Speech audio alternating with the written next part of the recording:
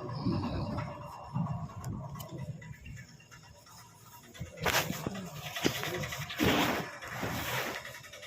تعالیٰ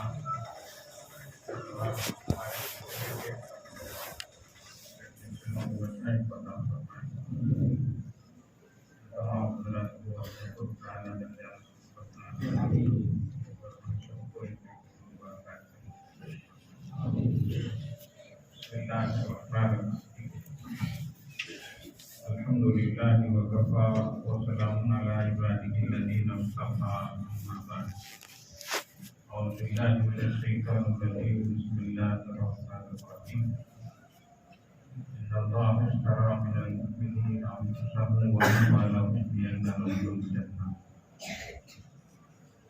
وقال تعالی یا ایھا الذین آمنوا ادخلوا فی السلم کافۃ ولا تتبعوا خطوات الشیطان انه لكم عدو مبین وقال تعالی تلك الدار الآخرة نجعلها للذین لا یؤمنون بالآخرة ولا فساد سبحان ربک رب العزة عما یصفون وسلام علی المرسلین والحمد للہ رب العالمین اللهم صل على سيدنا مولانا محمد وعلى آل سيدنا مولانا محمد وبارك وسلم اللهم صل على سيدنا مولانا محمد وعلى آل سيدنا مولانا محمد وبارك وسلم اللهم صل على سيدنا مولانا محمد وعلى آل سيدنا مولانا محمد وبارك وسلم اللہ پاک کا ارشاد ہے اللہ تعالیٰ نے مومنوں سے جو مال اور ان کی جان کو خریدا ہے جنت کے بدلے میں۔ دنیا میں ہم دیکھتے ہیں ایک چیز فروخت ہوتی ہے، بیچی جاتی ہے، تو بیچنے والا ایک ہوتا ہے، خریدنے والا ایک ہوتا ہے۔ جو چیز بیچی جاتی ہے وہ ایک چیز ہوتی ہے، اس کے عوض اور بدلے جو چیز دی جاتی ہے وہ چوتھی چیز ہے۔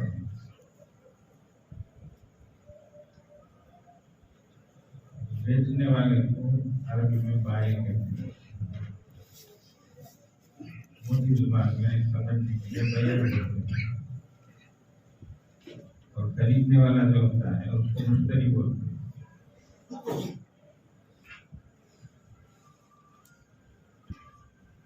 جو چیز بیچی جاتی ہے اس کو عربی میں مبیع کہتے ہیں، اور اس کے بدلے میں جو چیز دی جاتی ہے وہ چیز کا بھی سمجھ کے رہے ہیں۔ تو ایک ہوا سیلر بیچنے والا، ایک ہوا بائر خریدنے والا۔ میں نے پہلے الٹا بول دیا، تو ایک بیچنے والا ہوتا ہے، ایک خریدنے والا ہوتا ہے، ایک بیچے جانے والی چیز ہوتی ہے، اور چوتھی چیز جس کے بدلے وہ چیز بیچی جائے گی۔ اب اللہ تبارک و تعالیٰ تو یہاں پر مان لیجیے اللہ نے ایمان والوں سے خریدا، تو خریدنے والے کون ہوئے؟ اللہ تعالیٰ بھیا ہوئے۔ اور کس سے خرید رہے ہیں؟ ایمان والوں سے۔ ہم سیلر ہوئے، بیچ رہے ہیں۔ وہ کیا چیز خرید رہے ہیں؟ وہ بھی جو ہے تو ہماری جان ہمارا مال اللہ پاک خرید رہے ہیں، اور کس کے بدلے میں خرید رہے ہیں؟ جنت کے بدلے، جنت کے بدلے میں۔ اب دنیا میں جو بیچنے والا ہوتا ہے وہ معلوم ہوتا ہے، اور جو خریدنے والا ہوتا ہے وہ بھی معلوم ہوتا ہے۔ جو چیز بیچی جاتی ہے وہ بھی معلوم ہے، اور جو چیز جس کے بدلے بیچی جاتی ہے وہ بھی معلوم ہے۔ یہ ضروری چیزیں ہیں۔ تجارت میں مبیع کا جو چیز بیچی جاتی ہے اس کا حاصل رہنا، موجود رہنا ضروری ہے۔ آج کل بہت ساری تجارتیں ایسی ہیں جو صرف ہوائی باتوں کی طرح چیز ہی نہیں ہوتی اور ویپار ہو رہا ہے۔ اتنے ٹن اتنے کوئنٹل گیہوں یہ بیچ رہے ہیں، وہ خرید رہے ہیں۔ पैसा इनके अकाउंट से निकल रहा है, उनके अकाउंट को पहुंच रहा है। आखिर में देखें तो माल भी नहीं, कुछ भी नहीं है। ये सब चीजें चल रही है, चक्कर चल रहे हैं। शरीयत जो है मुतय्यन करती है कि चीज मुतय्यन हो, मालूम हो, समझ लीजिए। ये मुस्तकिल मसाइल हैं, इसको किताबों में, व्यापार की किताबों में बयान किया जाता है। इन मसाइल का जानना बेहद जरूरी है। ये तमहीदी बात है। अगर नहीं करेंगे, नहीं जानेंगे तो ऐसी जगह जाके फंसेंगे कि हम हलाल माल देखा हराम चीज खरीद रहे होंगे, या ये है कि हम अपने माल को हराम के बदले बेच रहे होंगे। इस तरीके की सूरतें पैदा हो जाती हैं, हमें पता भी नहीं चलता और हराम माल हमारे घर से उतरता है और उसकी वजह से हमारी इबादतें, हमारी दुआएं भी असर। ये मुस्तकिल नुमान और इन मसाइल को जानना और उसको बराबर बराबर अमल करना ये बेहद जरूरी है। इमाम अबू हनीफा रहमतुल्लाह के शागिर्द इमाम मोहम्मद रहमतुल्लाह बड़े फकीह, बड़े ज़कीर, छोटी उम्र में अल्लाह तबारक व तआला ने बहुत सारी चीजों से नवाजा। उनकी बहुत किताबें। लोगों ने एक मर्तबा उनसे पूछ लिया, हज़रत आपने इतनी किताबें लिखी हैं, ज़ुहद और तक़वे पर कोई किताब लिखी है क्या? उन्होंने कहा कि जी मैंने किताब लिखी है। लोगों को ताज्जुब हुआ। लोगों ने पूछा कि हज़रत वो कौन सी किताब है? तो फरमाया किताबुल बुयूह, व्यापार की किताब। पूछने वाले पूछ रहे हैं तक़वे के बारे में, परहेजगारी के बारे में, ज़ुहद के बारे में कोई किताब लिखेगा? तो हजरत फरमा रहे हैं मैंने व्यापार के बारे में किताब लिखी है और इसमें जो पाबंद रहेगा वही सबसे बड़ा साहित्य है, वही सबसे बड़ा मुत्तकी परहेजगार रहेगा।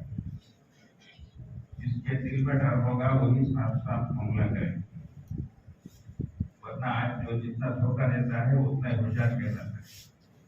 ये दुनिया में हो रहा है, लेकिन अल्लाह वाले इन चीजों में बहुत ज्यादा मुख्तार है। एक साहब का इंतकाल होने लगा, ये करीब एक अल्लाह वाले थे।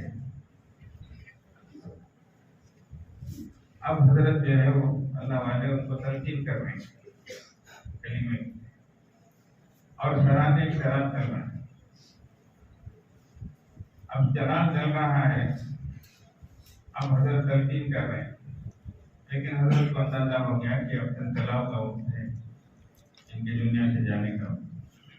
वैसे ही हुआ उनका इंतकाल। जो शराब चल रहा था हजरत ने उसको बुझा दिया। तो लोग पूछने लगे कि हजरत आपने एक और परेशानी बढ़ा दी, पहले तो ये दुनिया से गए, एक परेशानी थी, अब जलता हुआ शराब वो भी आपने बुझा दिया। इस वक्त तो शराब रोशन करना था, आपने शराब भूल कर दिया है। तो हजरत ने जो बात फरमाई वो ये कि सुनो, जब तक ये शराब चल रहा था उसका मालिक ये था, अब इसकी रूह निकल गई है तो ये शराब और इसमें जो चीजें हैं वो सारी इसके वारिस होंगी और सबकी इजाजत के बगैर वो शराब चल नहीं सकती। तो इसके मैंने उसको बुझा दिया। यहाँ तक अल्लाह वालों की नजर होती। इमाम सादमून रहमहुल्लाह इमाम मालिक के सानी कहलाते थे। उनके बारे में वाक़या है कि दो लोग नौजवान एक जमीन के सिलसिले में झगड़ते हुए हजरत के घर पहुंचे। दस्तक की घर वालों ने बताया कि हजरत नहीं है, तो इन्होंने पूछ दिया कि हजरत कहाँ गए। सबर भी नहीं किया कि हजरत आ जाए तो फिर बात कर लें, उतना भी इंतजार नहीं किया। घर वालों ने बताया कि कुएं के पास पानी लेने गए। तो ये दो नौजवान वहीं चले, वहीं जाकर हजरत के पास जो है अपना कदिया हल करें कि बच्चा तो चुकाएं। इस तरीके से देखा हजरत जो है वापस लौट रहे हैं और पानी का मटका है जो कंधे पे उठाए हुए। हजरत को देखते ही दोनों ने शुरू कर दिया। वो कहता है कि हजरत ये जमीन मेरी है, ये कहता है ये मेरी है, तो मेरी तेरी ही में बात कर रही थी, बहुत देर हो गई। हजरत तो पानी का मटका उठाए हुए खड़े की बात को सुन रहे हैं। उतने में एक दूसरा रहमा आया, उसने कहा कि हजरत جب سے آپ اس کو اٹھائے ہوئے ہیں اس کو نیچے رکھ دیں اور ہماری بات سن کر فیصلہ کر دیں، پھر آپ اٹھا لیں۔ کہا بیٹا تیری بات تو صحیح ہے، لیکن میری مجبوری یہ ہے کہ میرا یہ مٹکا گیلا ڈر ہے، اگر میں اس کو زمین میں رکھ دوں اور زمین کی مٹی اسے لگ جائے، کل اللہ مجھ سے پوچھے کہ اے سیمون اس کی زمین کی مٹی اٹھانے کا تمہیں کیا حق تھا، تو کیا جواب؟ دیکھیں اللہ والے، اتنا ڈر آخرت کا، اتنا استحضار۔ تو جس نے ناحق دعویٰ کیا تھا اس نے کہا کہ حضرت میں اللہ کو گواہ بنا کر کہتا ہوں کہ میں ناحق پر ہوں اور میں نے اس کی زمین دبائی ہے، میں آپ کے سامنے واپس۔ یہ اللہ والے تھے جن کے دلوں میں اس قدر اللہ آخرت کا استحضار ہے۔ امام محمد رحمہ اللہ رات رات جاگتے تھے اور مسائل لکھتے رہتے، تحقیق کرتے ہیں، مدون کر رہے ہیں۔ رات رات گزرتی، نیند آتی تو مشکیزہ پانی کا رہتا، اس میں سے پانی اٹھا کر چہرے پہ ملتے، اپنی نیند کو دور کرتے، پھر لکھنا شروع کرتے۔ تو لوگوں نے کہا کہ حضرت اتنی تکلیف اٹھانے کی کیا ضرورت ہے، آپ کو نیند آ رہی ہے تو آرام کر لیں، پھر صبح میں اٹھ کے کام کر لیں۔ تو حضرت نے جو جواب دیا کہ بھئی لوگ تو اس امید پر سو رہے ہیں کہ محمد جاگ رہا ہے، اگر محمد بھی سو جائے تو لوگوں کا کیا؟ تو لوگ اس امید پر جاگ رہے ہیں کہ کوئی بھی مسئلہ پیش آ جائے تو ہم محمد حسن شیبانی کے پاس جائیں گے، وہ ہمارا مسئلہ حل کر دے گا، اگر میں بھی سو جاؤں تو محمد کا کیا؟ ایک انگریز نے یہ سنا تو اس نے کہا محمد افضل کا جب یہ حال ہے تو محمد اکبر رسول عربی صلی اللہ علیہ وسلم کا کیا حال ہے؟ وہ امت کے لیے کتنا کرتے ہوں گے، امت کے لیے کتنا تڑپتے ہوں گے، بالکل۔ تو یہ تھے ہمارے اللہ والے۔ تو بات یہ چل رہی تھی کہ جو چیز بیچی جاتی ہے وہ ایک چیز ہوتی ہے اور اس چیز کے بدلے اب ادھر جو ہے خریدنے والا ہمارا پروردگار ہے، وہ ہم سے خرید رہا ہے، اور بیچنے والے ہم ایمان والے ہیں، اور اللہ جو ہم سے خرید رہا ہے وہ ہماری جان اور ہمارے مال کو، یہ سب چیزیں تو معلوم ہے۔ باقی اللہ ہم کو اس کے بدلے کیا دیں گے، وہ اللہ فرمائے کہ جنت دیں گے۔ کیا آپ نے جنت دیکھی ہے؟ میں نے جنت دیکھا ہے، بولو بھائی، لیکن ہم بیچ رہے کہ نہیں؟ کیسے؟ ہمارا ایمان ہے کہ اللہ نے جنت ہمارے لیے بنائی ہے۔ حضرت رسول اللہ صلی اللہ علیہ وسلم نے ہم کو باخبر کیا، اور قرآن پاک میں احادیث میں دیکھو، جہاں بھی جنت کا لفظ آتا ہے، اس کا تذکرہ آتا ہے، تو ماضی کے لفظ سے اللہ تعالیٰ بیان فرماتے ہیں کہ وہ تیار شدہ ہے، آلریڈی بنی ہوئی ہے۔ تو یہ ایمان، اس لیے ہر دن اللہ کے نبی صلی اللہ علیہ وسلم تہجد میں اٹھتے تو اپنے ایمان کو تازہ فرماتے ہیں، یہ امت کے لیے۔ تو ایسی دعا پڑھتے، اللہم انت الحق ووعدک الحق ولقاؤک حق والجنت حق والنار حق والنبیون حق ومحمد حق۔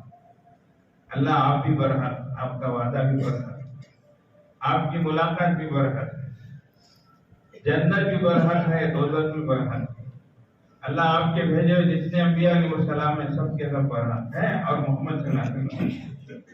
تو یہ صبح اٹھتے ہی ایمان کو تازہ کرتے ہیں، تو اللہ تبارک و تعالیٰ ہمیں عطا فرمائیں گے جنت، وہ تیار ہے، اور اللہ تبارک و تعالیٰ اپنے وعدے کو پورا کرنے میں سب سے ومن اوفی بعہدہ من اللہ، اللہ سے زیادہ وعدے کو پورا کرنے والا کون ہے؟ ومن اصدق من اللہ حدیثا ومن اصدق من اللہ قیلا، اللہ سے سچ بولنے والا کون ہے؟ اللہ سے سچا کون ہے؟ اللہ سے سچی بات کی تو اللہ پاک دیں گے، لیکن اب ہم جہاں ہیں یہ دار دنیا، وہ دار آخرت ہے، دونوں میں بڑا فرق ہے۔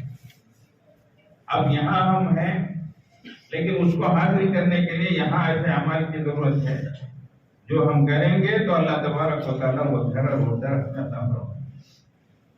فرمایا تلک الدار الآخرۃ نجعلها للذین لا یریدون علوا فی الارض ولا فسادا۔ وہ دار آخرت اللہ فرمائے، آخرت کا گھر۔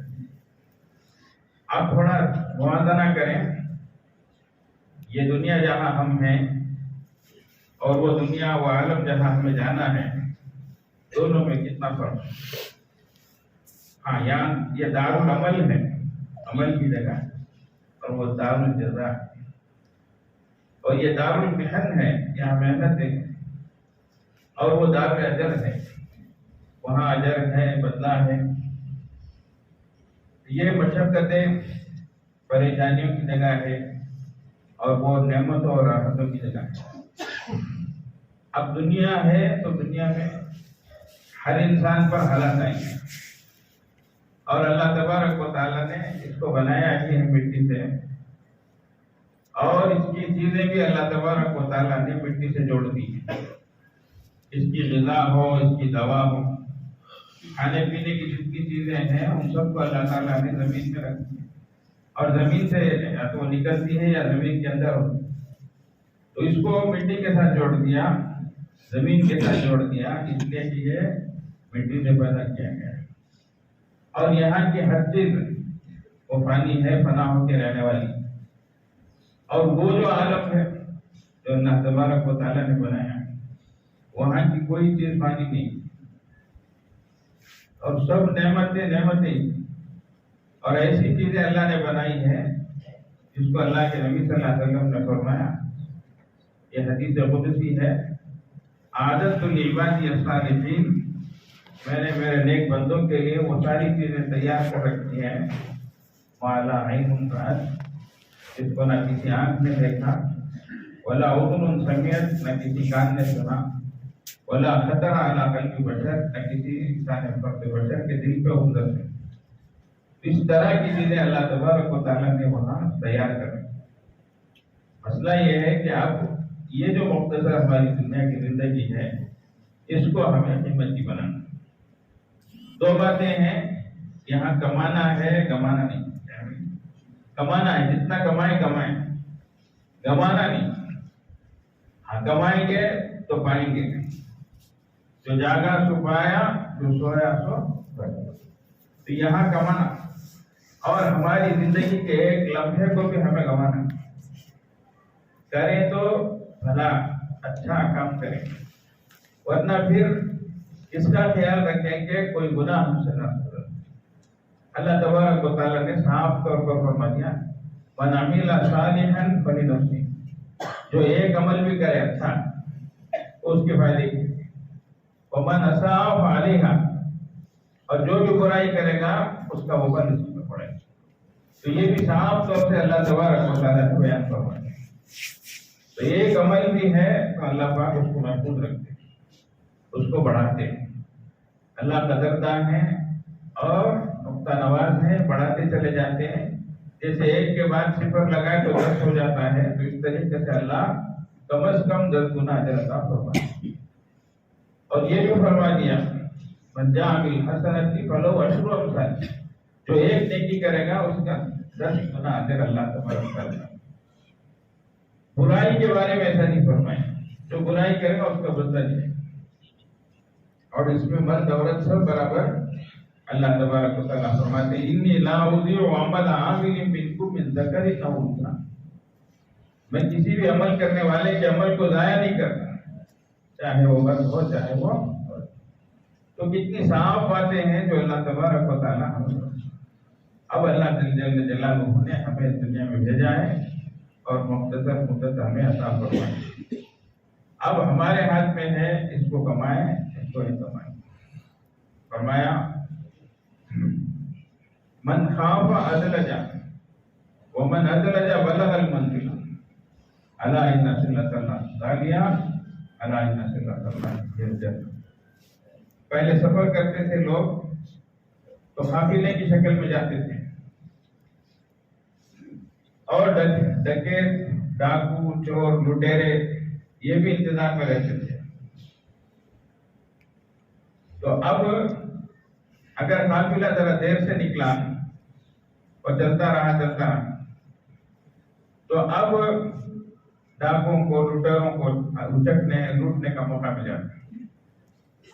اب اگر وہی جو ہی شام ہوئی اور ابھی ابھی اندھیرا چھایا تو انہوں نے اپنا سفر شروع کیا اور جلدی جلدی جلدی جلدی منزل کی طرف آگے بڑھتے رہے.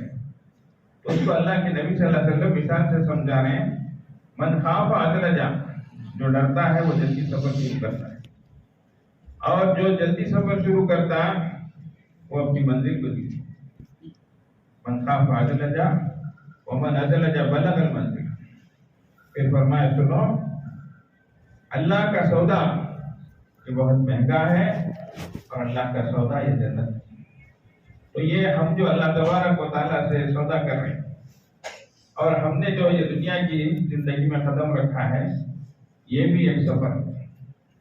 اور اس کو اللہ کے نبی صلی اللہ علیہ وسلم فرمانے میری مثال کیسی، جیسے ایک راہگزر ہے جو چلتا رہا اور تھوڑی دیر کے لیے وہ کسی درخت کے سائے میں تھوڑی دیر کے لیے سستانے کے لیے رکا اور پھر اس کے بعد پھر وہاں سے چلا اور اس کو چھوڑ دیا. تو فرمایا یہی مثال ہے کہ انسانوں کی آخرت کے مقابلے میں. تو ایک سفر ہے جو ہم طے کر رہے ہیں. اللہ کے نبی صلی اللہ علیہ وسلم نے دنیا اور آخرت کو فرمایا دونوں چیز سفر طے کر، دنیا کی اور آخرت کی، لیکن ایک پیچھے کی طرف کو اور ایک آگے کی طرف. جیسے ہم یہاں سے بنگلور کی طرف آگے بڑھتے ہیں تو تھوڑی دیر میں بولیں گے آمبور آنے والا ہے،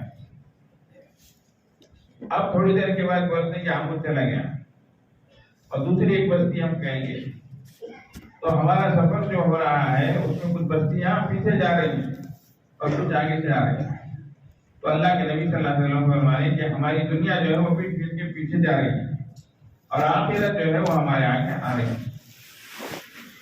تو یہ زندگی ہے جو جس کو ہم طے کر رہے ہیں. تو یہ مختصر زندگی ہے، اب اس کو ہمیں قیمتی بنانا. تو جیسے اب ہم نے تعلیم سے سنا، بزرگوں کے واقعات کو سنا، زندگی کتنی قیمتی ہے اور اللہ والے کس طریقے سے اس کو حاصل کر سکتے، وصول کر سکتے، یہ اصل چیز. اب ہم کمائیں ایک گنوائیں نہیں، نیکیاں ہیں کمائیں، اور گناہ ہے اس کی وجہ سے ہم نیکیوں کو ضائع نہ کریں اور آگے جا کر بچانے کی نوبت نہ آئے. تو اس لیے جیسے مٹی سے اللہ نے انسان کو پیدا کیا، اللہ نے مٹی ہی میں اس کی غذا بھی رکھی ہے، اس کی دوا بھی. یہ سب ہمارے سامنے بیٹھے ہیں، بوٹیاں جڑیاں سب جگہ بناتے ہیں.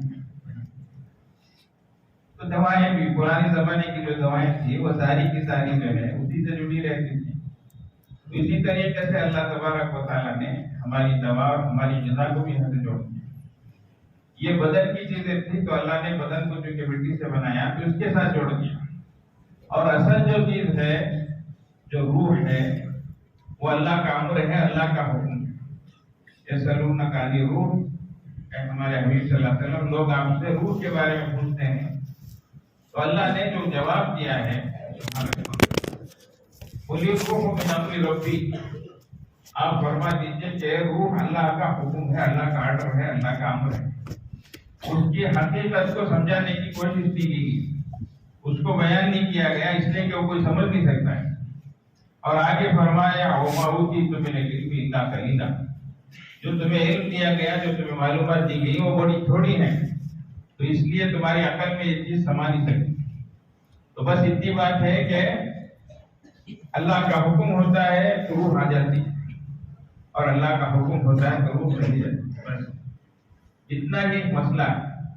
اور یہ کب حکم آئے گا یہ ہم کو معلوم. اللہ یتوفی الانفس حین موتها والتي لم تمت في منامها ويمسك التي قضى عليها الموت ويرسل الاخرى الى اجل مسمى. فرمایا اللہ دو موقعوں پر بندوں سے روح کو جدا کرتے ہیں، الگ کرتے ہیں. ایک نیند کے وقت، ایک موت کے وقت. نیند کے وقت جو روح جدا کی جاتی ہے وہ موت کا جو مقررہ وقت رہتا ہے اس وقت تک دوبارہ لوٹائی جاتی ہے. اور جن کے لیے موت کا فیصلہ ہو جاتا ہے، نکالی ہوئی روح وہ ایسے ہی روک لی جاتی. اسی لیے ہم صبح سویرے سو کر اٹھتے ہیں تو الحمدللہ الذی احیانا بعد ما اما دنا کی دعا پڑھتے ہیں کہ اللہ تمہیں موت دینے کے بعد زندگی اور چیز عطا فرمائے. تو یہ چیز تو روح وہاں سے آئی ہوئی چیز ہے. اللہ تبارک و تعالیٰ نے روح کی دوا اور روح کی غذا اس کو بھی آخرت کے اعمال کے ساتھ جوڑ دیا. یہ ہے حقیقت. تو انسان جتنا عمل کرے، جتنا نیکیاں جتنی نیکیوں کو حاصل کرے اور بڑھائے، اس کی روح اتنی ہی مضبوط ہوتی جائے گی. ایمان اعمال، ایمان سے چیز قائم ہوتی ہے اور اعمال کی وجہ سے وہ چیز بڑھتی ہے. ایک چیز کا قائم ہونا ہے، ایک چیز کا بڑھنا ہے. جیسے عدد ہے 1 2 3، اس سے ایک چیز قائم ہوتی ہے، اور صفر ہے اس کی وجہ سے چیز بڑھتی ہے. صرف صفر ہی صفر لکھتے جاؤ تو بے قیمت ہے، کوئی قیمت نہیں ہے. 1 لکھنا ہے، اس کے بعد صفر ڈالنا ہے تو 10 بنے گا، اور 1 صفر ڈالیں گے تو 100 بنے گا. تو وہ بڑھے گا، لیکن 1 لکھنا پہلے ضروری. تو اس طریقے سے ایمان اصل ہے. ایمان سے ایک چیز قائم ہوتی ہے اور عمل کے ساتھ وہ چیز بڑھتی ہے.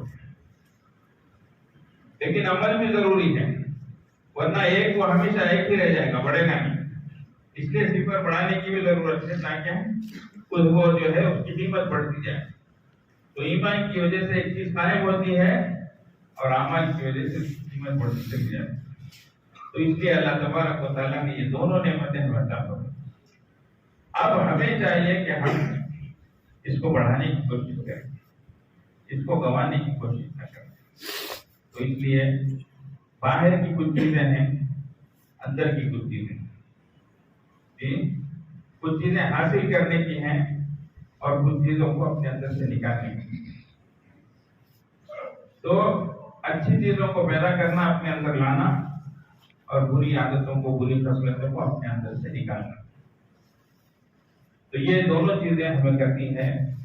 اللہ والے اس راستے کے ذریعے سے، اس سلوک کا ہو، یہ تصوف کا راستہ کا ہو، اور ارشاد و سلوک، جو بھی نام دے لیں، ان 2 چیزوں کو لے کر کے اللہ والے تربیت کرتے ہیں کہ کچھ اچھی چیزیں ہمارے اندر آئیں، اور جتنی چیز اندر آئے گی اتنی ہی اللہ کی نظر میں ہماری قیمت بڑھتی جائے.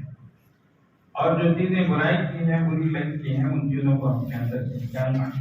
دونوں محنت، نکالنے کے لیے بہت محنت کرنے کی ضرورت پڑتی ہے.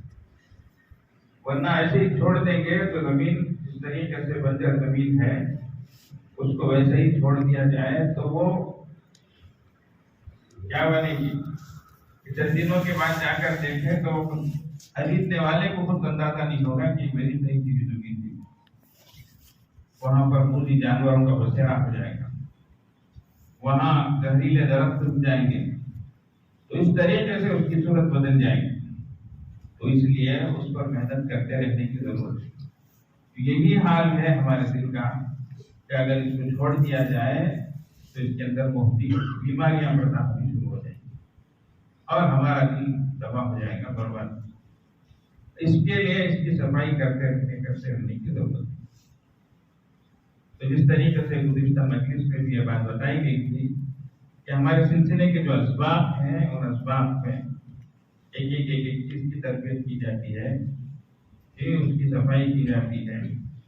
پہلا سبب جو ہے وہ حدیث قلب کا ہے، تو دل کی صفائی اس کے ذریعے سے کی جاتی ہے. اسی طریقے سے دیگر اسباب جو ہے اس میں حسد کو نکالا جاتا ہے، حرص کو نکالا جاتا ہے، غضب کو، غصے کو نکالا جاتا ہے. اس طریقے سے ایک چیز ہے عجب، بڑائی، تکبر، خود بینی. یہ جو چیزیں ہیں اللہ کے نبی صلی اللہ علیہ وسلم فرماتے ہیں ہلاک کرنے والی چیزوں میں سے یہ سب سے خطرناک قسم کی چیز ہے کہ انسان خود بھی ہو جائے اپنے بارے میں. اور چلتے چلتے یہ سلسلہ یہاں تک پہنچتا ہے کہ انسان متکبر ہو جاتا ہے، اس کے اندر یہ بڑائی آ جاتی ہے. حضرت صحابہ رضوان اللہ علیہم اجمعین اس سے بہت ڈرتے تھے، بہت ڈرتے تھے. حضرت عبداللہ ابن سلام رضی اللہ عنہ کو دیکھا گیا. حضرت عبداللہ ابن حنظلہ رضی اللہ عنہ راوی ہیں فرماتے ہیں کہ وہ بازار میں لکڑی کا گٹھا اٹھا کے جا رہے ہیں. عبداللہ ابن سلام رضی اللہ عنہ بڑے صحابی ہیں. لوگوں نے پوچھا کہ حضرت اس کی کیا ضرورت ہے کہ آپ کندھے پہ لکڑیوں کا گٹھر اٹھا کے جا رہے ہیں؟ اللہ تبارک و تعالیٰ نے تو آپ کو اس سے بے نیاز کر دیا. آپ کی حیثیت اور حالت تو یہ نہیں ہے کہ آپ اسے لے جائیں. تو جواب کیا دیا؟ یہ میں اس لیے لے جا رہا ہوں کہ میں اس کے ذریعے سے میرے اندر سے کبر کو دور کر رہا ہوں. اور پھر فرمایا میں نے اللہ کے نبی صلی اللہ علیہ وسلم سے فرماتے سنا جس کے دل پر آئی برابر بھی تکبر ہوگا وہ جنت میں. یہ ہے، اس سے ڈر رہے ہیں صحابہ رضی اللہ عنہ، بہت ڈرتے تھے. حدیث شریف میں ہے کہ ایک گردن قیامت میں ظاہر ہوگی جس کی 2 آنکھیں ہوں گی، 2 کان، 1 زبان. آنکھوں سے دیکھے گی، کانوں سے سنے گی اور زبان سے بولے گی. اور صاف طور سے یہ کہے گی میں 3 قسم کے لوگوں پر مسلط کی گئی. ایک جبار ہے جو جابر ہو، ظالم ہو، متکبر ہو، اس پر. اور ایک اس پر جو اللہ کے ساتھ دوسرے کو شریک ٹھہرا. اور تیسرا فرمایا مصوری، تصویر بنانے والوں کو. آج کل بہت آسان ہو گیا فوٹوگرافی، بہت آسان. اللہ معاف کرے. اچھے لوگ دیکھو کہاں دیکھی پکڑ لیتے ہیں. اس سے بہت بچنے کی ضرورت ہے. یہ حدیث ہے ہمارے لیے یہ بہت کرانے والی. اللہ ہم سب کی حفاظت فرمائے. دینی مجلسوں کی تصویر کیسی ہوتی ہے؟ یہ بہت ہی سننے کی چیز ہے، بہت ڈرنے کی چیز ہے. شیطان کس راستے سے آ کر کہاں بھٹکاتا ہے، کہاں جو ہے ان کو کیا کرتا ہے. یہ اللہ کے واسطے ان چیزوں سے بہت زیادہ اپنے آپ کو بچائیں، گھر والوں کو بھی سمجھائیں. یہ چیز ختم ہوتی جا رہی ہے، اس کا احساس بھی ختم ہوتا جا رہا ہے، اس کو برائی بھی نہیں سمجھا جا رہا، بہت عام ہوتی جا رہی ہے. یہ چیز ایسا نہیں ہونا چاہیے. اللہ ہم سب کی حفاظت. بخاری شریف کی ایک حدیث ہے، اللہ کے نبی صلی اللہ علیہ وسلم ایک شخص نکلا ایسا لباس پہنا جس کی وجہ سے اس کا نفس بہت اپنے کو بڑا سمجھتے ہوئے اور بڑے بڑے بال رکھا ہوا ہے، اس بالوں کی چوٹی بنایا جیسے اور فاخرانہ لباس پہنے وہ گزر رہا. اللہ کے نبی صلی اللہ علیہ وسلم نے فرمایا اس کو زمین میں دھسنا چاہیے اور فرمایا اب تک وہ زمین میں دھس رہا. اس جگہ پوری بدل پڑی تھی، اس خطرناک قسم کی. تو اس لیے اس بیماری کو اپنے اندر سے نکالنا بہت ضروری ہے. انسان ہے ہی کیا؟ اللہ والے اپنی ہستی کو مٹا دیتے ہیں، اس کے لیے کیسی کیسی چیزیں. حضرت قاری طیب صاحب رحمۃ اللہ علیہ 50 سال دارالعلوم دیوبند کے محتمم رہے، بالکل بھری جوانی میں جو ہے محتمم بنے. اتنا بڑا ادارہ اور اس کا اتنا بڑا منصب، ظاہر بات ہے کہ عالمی ادارہ اور کم عمری میں یہ چیز ملی ہے. اب دل میں کچھ ایسی بات ہے، انسان ہے، بشر گھبرا گئے، پریشان ہو گئے. اپنی شیخ کے پاس آپ تھانوی رحمۃ اللہ علیہ کی خدمت میں حاضر ہوئے اور جا کر ماجرا سنائے کہ حضرت اس طرح دین کی کیفیت ہے. اللہ والے کیسی تربیت کرتے تھے اور اللہ والے کیسی تربیت حاصل کرتے تھے، دونوں چیزیں. تو فرمایا اچھا یہ بات ہے، تو اب یہاں تمہارا کام ہی کیا ہے؟ جتنے لوگ مسجد کو آئیں گے ان سب کے جوتے سیدھے کرنا. اللہ کہاں دارالعلوم دیوبند کا محتمم ہے اور کہاں جو ہے اس سائیکل رکشا چلانے والے اور دھوبی کے جوتے سیدھے کرنا. اتنی بڑی چیز لیکن کر رہے ہیں. اللہ ایک وقت گزرا، حضرت کو اندازہ ہوا، پھر حضرت نے روک دی. تو یہ تھی وہ اللہ والوں کی صحبتیں جہاں جا کر لوگ اپنے آپ کو بنا کرتے تھے. اس چیز کو بٹا اللہ تعالیٰ سب کی حفاظت فرمائے، بیماریوں سے ہم کو بچائے۔ یہ بہت ڈرنے کی چیزیں ہیں، ورنہ ہم اپنے میں جو ہے اپنے کو خود سب کچھ سمجھ رہے ہوں اور آخرت میں ہماری کوئی حیثیت نہ ہو۔ اللہ ہم سب کو بچائے، حفاظت فرمائے۔ صحابہ رضی اللہ عنہ اس طریقے سے اللہ کے نبی صلی اللہ علیہ وسلم کی خدمت میں حاضر ہو کر سوالات کرتے تھے آخرت کے سلسلے میں۔ حضرت معاذ بن جبل رضی اللہ عنہ حاضر خدمت کریں اور سوال کر رہے ہیں، یا رسول اللہ اخبرنی علی عمل یدخلنی الجنہ ویبعدنی من النار، کوئی ایسا ایک عمل بتائیے جو مجھے جنت میں داخل کرے اور جہنم سے مجھے دور رکھے۔ اللہ کے نبی صلی اللہ علیہ وسلم نے سنتے ہی فرمایا لقد سألت عن امر عظیم، انہیں بہت بڑی بات پوچھی اور فرمایا انہ لیسیر علی من یسر اللہ، یہ آسان ہے اسی پر جس کو اللہ تبارک و تعالیٰ آسان کرے۔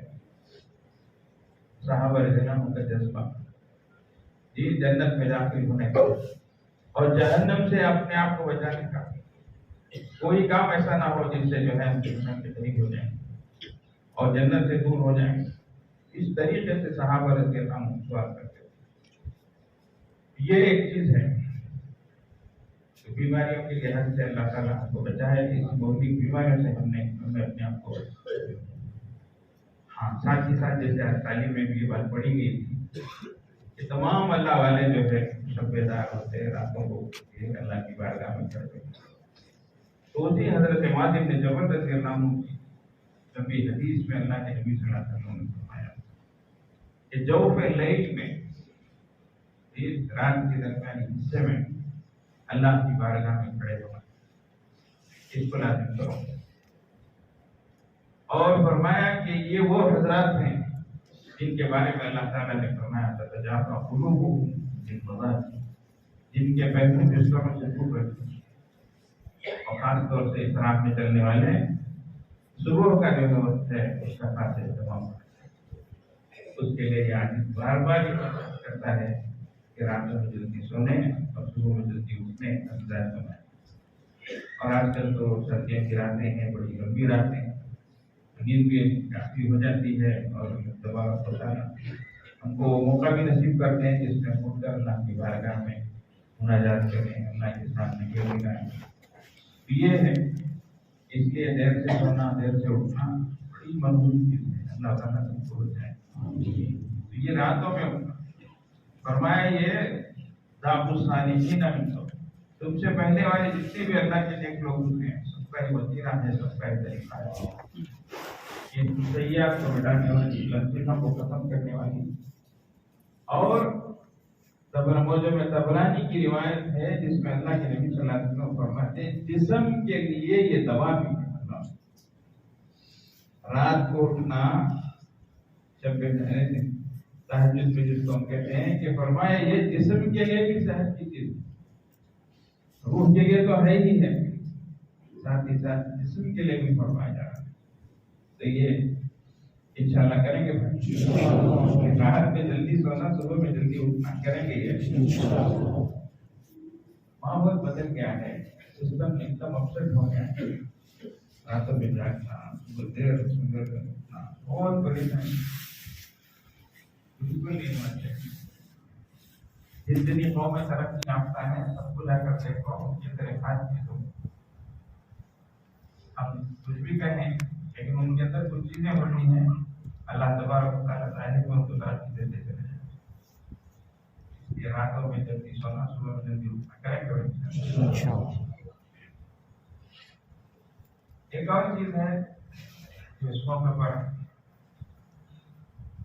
پیش کی جا رہی ہے،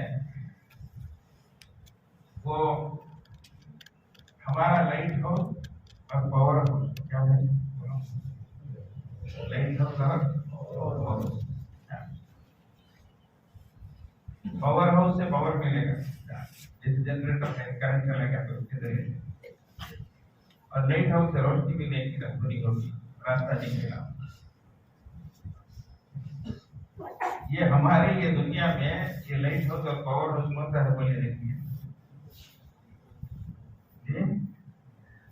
یہ مسجد ہے کیا ہے بھائی کیا ہے مومن کے لیے یہ لائٹ ہاؤس بھی ہے یہ پاور ہاؤس بھی ہے فی بیوت اذن اللہ وانفرها ویذکر فیہا اسمہ یسبح لہ بالغدو والآصال رجال لا تلہیہم تجارۃ ولا بیع عن ذکر اللہ وإقام الصلاۃ وإیتاء الزکاۃ یخافون یوما تتقلب فیہ القلوب والابصار۔ ایسے گھر ان کی عظمت بڑھے اللہ نے اس کی عظمت کو بڑھانے کا اذن اللہ وانفرها اور اس میں اللہ کا ذکر کیا جائے صبح و شام، تو اللہ کا گھر ہے جو ہمارے لیے پاور ہاؤس ہے۔ آج کل جو کہ موبائل کا دورہ ہے، بچے سے بچے کو بھی موبائل کی مثال دو تو ذہن میں اچھی طرح بیٹھ جاتی ہے۔ ایک موبائل جو ہے بڑا ہے قیمتی ہے، موبائل تو کافی جاگتے ہیں، ابھی چہرے اٹھتے ہیں سبحان اللہ، جنت کے تذکرے آئے، جنت کی نعمتیں آئی، سب گئی موبائل بولتے سب ماشاءاللہ پورا مجموعہ یہاں سے آخر تک پورا دیکھ رہا ہے، چہرہ اٹھائے مدد کیا آپ سے دینے جاتے ہیں، کیا دیکھا ہے ماڈل پیش کرنے جاتی ہے، بتانے جاتی ہے، کیا خیر سب لوگ جاتے ہو موبائل کی مثال اس کو ایک قیمتی موبائل ہے، بڑا ہے، اچھا ہے، آپشن زیادہ ہے، لیکن بیٹری بالکل زیرو۔ اب اس سے انکمنگ ہوگا کیا، آؤٹ گوئنگ ہوگا کیا، میسجنگ ہوگا کیا، واٹس ایپ بھیج سکتے کیا، دیکھ سکتے کیا، نہیں۔ دوسرا موبائل ہے، چھوٹا ہے، سہالا ہے، کتا ہے، بہت کم مول والا ہے، آپ سے بھی بہت کم ہے، ایک دم بیسک ہے، خالی انکمنگ آؤٹ گوئنگ ہے، میسج نہیں ہے، ہوتا ہے، لیکن بیٹری فل ہے، کیا ہے بھائی؟ اچھا اب پہلے والا جو فون ہے اس کی بیٹری ڈاؤن ہونے کی وجہ سے اٹھا پھینک دیتے کیا آپ سے بولو کیا کرتے ہو؟ چارجر، پورے چارجر پھونکتے، کار میں بیٹری چارجر نہیں کر پھونکتے، آج کل ایئرپورٹوں پہ گئے، ریلوے اسٹیشنوں میں گئے، چارجر یہاں دیکھتے وہاں دیکھتے، سب انتظام ہو جاتا ہے۔ اب چارجر مل گیا تو پھر کیا ڈھونڈتے ہیں؟ پلگ پوائنٹ کہاں ہے؟ ایسی چیز ہو گئی تو فوراً چارج کرتے، اب چارج ہو گیا اس کو آن کر لیں، اب سب چیزیں پھر شروع ہو گئی ہے نا، آؤٹ گوئنگ انکمنگ سب۔ اب سنو، ایک آدمی ہے گورا کنٹا، موٹا تازہ، جہاں شہر والا مال والا سب بھی ہے، ایمان کی بیٹری بالکل ڈاؤن۔ دوسرا ہے کالا کلوٹا، کھڑے والا، بہت مضبوط غریب گھرانے کا ہے، لیکن ایمان کی بیٹری کیا ہے؟ کھلی ہے۔ اب بولو اللہ کی نظر میں کون سی بچہ ہے؟ سمجھ گئے؟ لیکن اس کا معنی یہ نہیں کہ یہ انسان کی اللہ کی نظر میں نہیں۔ اب یہ اپنے ایمان کی بیٹری کیا کریں؟ چارج کریں، اپنے اعمال کو بڑھائیں، ایمان کو بڑھائیں، صفات پیدا کریں، اب پھر یہ بھی انشاءاللہ تعالیٰ اللہ کی نظر میں بنے گا۔ بہت سے فرمایا خیارکم جاہلیت و خیارکم فی الاسلام، تم میں جاہلیت میں جو بہتر تھے، اچھے تھے، اسلام میں بھی ویسے ہی نہیں۔ اسلام کو منصب دیتا ہے اور مقام دیتا ہے کب؟ جب تمہارے اندر سمجھداری ہے۔ ایسا نہیں کہ ان الملوک اذا دخلوا قرية افسدوها وجعلوا عزة اهلها اذلة۔ پہلے بادشاہ لوگ کہیں حملہ بولتے، کہیں حملہ کرتے اور فتح جب پاتے تو باعزت لوگوں کو ذلیل کرتے۔ ایسا نہیں، اسلام کا مزاج ہے یہ کو اپنا مقام عطا کرنا ہے۔ تو یہ جو بھی ہو، اگر ایمان کی بیٹری اس کی چارج ہو گئی، اس کے اندر اعمال آ گئے، اخلاق آ گئے، تو یہ اللہ کی نظر میں قیمتی بن جاتا ہے۔ تو اب ہمارے لیے جو پاور ہاؤس ہے وہ چارج، وہ کیا ہے بھائی؟ اللہ کے گھر میں وہ کیا ہے؟ مسجد۔ ہمارے دار ایمان میں بہت عرصے سے بہت سارے ہمارے مخلصین محبین، ان کی ایک فکر، ایک کوشش، ایک تڑپ وہ یہ ہے کہ یہاں مسجد نہیں ہے تو مسجد کی نماز کا جو ثواب ہے وہ ہم کو نہیں ملتا، ایک برقراری کی کیفیت رہتی۔ ایسے ہی اعتکاف کا جو مسئلہ ہے، شرعی اعتکاف اور مصنون اعتکاف، اس سلسلے میں بھی جو ہے شرعی مسجد نہ ہونے کی وجہ سے وہ بات نہیں ہو رہی۔ اب اللہ تبارک و تعالیٰ نے یہ ارادہ دل میں ڈالا ہے اور ہمارے مفلسین سے مشورہ ہوا ہے، تو انشاءاللہ تعالیٰ ان حضرات کا تو ارادہ ہے کہ آنے والے رمضان تک بھی جو ہے مصنون اعتکاف یہاں ہو جائے، اللہ کا گھر بن جائے، اللہ آمین کرے۔ تو یہ اللہ کا گھر ہے، اللہ کا گھر، اور وہ زمین پر سب سے زیادہ قیمتی چیز اس لیے کہ اس کی نسبت اللہ کے ساتھ ہے۔ اس کو بیت اللہ کا اللہ کا گھر کہا جاتا ہے۔ کوئی شہنشاہ کا محل ہو، کچھ بھی ہو، لیکن اللہ کے سامنے تو کچھ بھی نہیں تھا۔ ہاں، اللہ غنی وانتم الفقراء، اللہ ہی اصل شہنشاہ ہے، بادشاہوں کے بادشاہ ہیں، مطلب پورے دنیا کے بادشاہ اللہ کی نظر میں سب فقیر ہیں۔ اس کے لیے آپ حضرات سب اپنی دعاؤں کے ذریعے سے سب سے پہلے ہماری مدد کریں۔ اللہ تعالیٰ وقت پر کرتے ہیں، کام پر کرتے ہیں، اور اللہ اپنے فضل سے، اپنے کرم سے، اپنی مہربانی سے اللہ تبارک و تعالیٰ اور اس کے ذریعے سے ہمیں بھرپور طور پر فائدہ اٹھانے کی ضرورت ہے۔ یہ جو دربار شہنشاہ کا ہے، اس کے بڑے آداب سے ہم نے اس جگہ کو شرعی مسجد نہیں قرار دیا۔ اللہ کے گھر کی نزاکتیں ہوتی، آج مسجدوں میں شور ہوتا ہے، باتیں کرتے ہیں، تو فرمایا قیامت کی نشانیوں میں سے ایک ہے اذا ظہرت الاصوات فی المساجد، جب مسجدوں میں آوازیں بلند ہوں گی تو زمینوں کے دھسنے، شہروں کے مسخ ہونے، آسمان سے پتھروں کی بارش کے برسنے اور زلزلوں کے آنے کا انتظار۔ اس میں اللہ کے نبی صلی اللہ علیہ وسلم نے ایک فرمایا اذا ظہرت الاصوات فی المساجد، جب مسجدوں میں شور۔ آج مسجد کو مسجد نہیں سمجھا جاتا، اللہ کی طرح بہت ڈرنے کا مقام، بہت ڈرنے کا مقام۔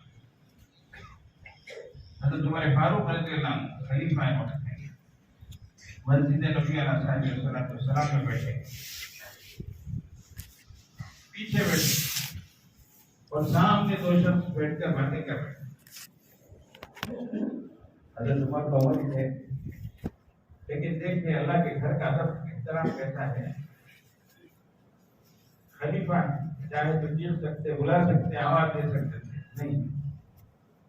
فرمایا مسجد نبوی جو کنکریاں بچھی تھی، اس میں سے ایک کنکری اٹھا کر آگے کے صف میں جو صاحب بیٹھے تھے ان پر پھینک کر، زبان سے بھی آواز نہیں کی، کنکری پھینک کر ان کو اشارہ کیا، ان کو بلا کر فرمایا وہ سامنے جو بیٹھ کر لوگ بات کر رہے ہیں ان کو بلاؤ۔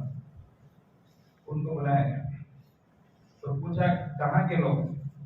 مدینے کے؟ مدینے کے۔ اچھا، مدینے کے ہوتے تو آج مزہ چکا تھا۔ پھر ڈانٹ ڈپٹ کی، اللہ کے گھر میں آوازیں بلند کرتے ہو، یہ تھی اللہ۔ تو اس لیے مسجد کا بہت احترام ہونا چاہیے، اس کے مسائل مستقل، اس لیے اس عمارت کو ہم نے شرعی مسجد نہیں بنایا۔ یہاں بچے پڑھتے ہیں، رہتے ہیں، سوتے ہیں، کھاتے ہیں، سمجھ رہے ہیں؟ تو مسجد کھانے سونے کی جگہ نہیں ہے، سمجھ رہے ہیں؟ بے تکلف باتیں کرنے کی جگہ نہیں ہے۔ اس سے بڑے آداب ہوتے ہیں، بڑی نزاکتیں ہوتی ہیں، اس کے بڑے احکام، اس لیے ارادہ ہوا ہے آپ تمام حضرات اس سلسلے میں دعاؤں کے ذریعے سے ہماری مدد کریں۔ اللہ تبارک و تعالیٰ خاطر مطلب ہیں، اللہ تبارک و تعالیٰ مطلب کے مالک ہیں، اللہ کی قدرت ہے، باقی جس سے کام لے، اللہ کی نظر جس پہ پڑے، اللہ کی قبولیت کی گھڑی جب آئے تو ساری چیزیں ہوتے رہیں۔ اس لیے اللہ تعالیٰ دعا کریں، اللہ تعالیٰ کام میں برکت دے، وقت میں برکت دے، اور اس مسجد کو حقیقت میں جو ہے ہمارے لیے پاور ہاؤس بھی بنائے، غریب ہاؤس بھی بنائے، جہاں سے ہم ایمان کی روشنی حاصل کریں اور ایمانی قوت ہمارے اندر پیدا کریں۔ تو اس کے لیے اگر دن میں ہوتا تو ہم دعا بھی کر لیتے تھے، بہرحال انشاءاللہ تعالیٰ تمام حضرات جب آ ہی گئے ہیں تو دو رکعت نماز پڑھ کے کم از کم اس کے لیے دعا کریں، اور رات میں سب بیداری کرنے والے، سب گزاری کرنے والے وہ خاص اہتمام کے ساتھ اس کے لیے دعا کریں۔ اللہ تعالیٰ سارے ایمان کی ہر طرف سے حفاظت فرمائے، اللہ بری نظر سے بچائے، اللہ اس کے فیض کو دور و دور تک پہنچائے، اللہ تعالیٰ اس کے منصوبوں کو اپنے بدل سے پورا فرمائے۔ جس فضل و کرم سے اللہ تعالیٰ نے یہاں تک کے کام انجام دیے ہیں، اللہ تعالیٰ اسی فضل و کرم کے ساتھ اللہ اس کے تمام مقصودوں کو پورا فرمائے، معاونین عطا فرمائے، مخلصین عطا فرمائے، محبین عطا فرمائے، رجال کار عطا فرمائے، گسار عطا فرمائے، اہل دل عطا فرمائے، اہل علم عطا فرمائے، قابلیت اور قبولیت والے اللہ تعالیٰ اس سلسلے میں جو جس کی محبت کی نظر سے دیکھتا ہے، جو خیرخواہی کی نظر سے یا اسی لائن سے بھی جو کچھ کرتا ہے، سب انشاءاللہ اللہ تعالیٰ توفیق عطا فرمائے۔ اس وقت بہت سارے افواہ باتیں ہیں، میں اس کی سے بھی تنہا اس کراچی تک کو نہیں ہوتا، تو اس لیے اس وقت اجتماعی طور سے بیٹھ کے کلمات پڑھائے جاتے ہیں۔ جو حضرات بیعت کے لیے چاہیں وہ بتائیں، جو حضرات توبے کی نیت میں شریک ہونا چاہیں وہ شریک ہو جائیں۔ اس وقت خطبہ پڑھا جائے گا، اس کو سن لیں، پھر تو توبے کے کلمات بیعت کے کلمات پڑھائے جائیں گے، ان کو ساتھ ساتھ پڑھ دیتے ہوئے۔ بسم اللہ الرحمن الرحیم، الحمد للہ نحمدہ ونستعینہ ونستغفرہ ونؤمن بہ ونتوکل علیہ ونعوذ باللہ من شرور انفسنا ومن سیئات اعمالنا، من یهد اللہ فلا مضل لہ ومن یضلل فلا ہادی لہ، ونشهد ان لا اله الا اللہ وحدہ لا شریک لہ، ونشهد ان سیدنا ومولانا محمدا عبده ورسوله، اما بعد فقد قال اللہ تبارک وتعالی ان الذين يبايعونك انما يبايعون الله يد الله فوق ايديهم، لا اله الا الله محمد رسول الله، آمنت بالله وملائكته وكتبه ورسله واليوم الآخر والقدر خيره وشره من الله تعالى والبعث بعد الموت، آمنت بالله كما هو بأسمائه وصفاته وقبلت